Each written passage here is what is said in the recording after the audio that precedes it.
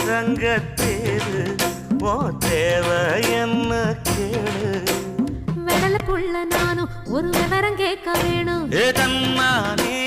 தாமரப்பு புள்ள கள்ளாடும் தண்ணி இல்ல தாமர பூத்திருச்சே மாமா தாவணி வாங்கி வாங்க ஊரெல்லாம் கூட்டிக்கிட்டு அவர்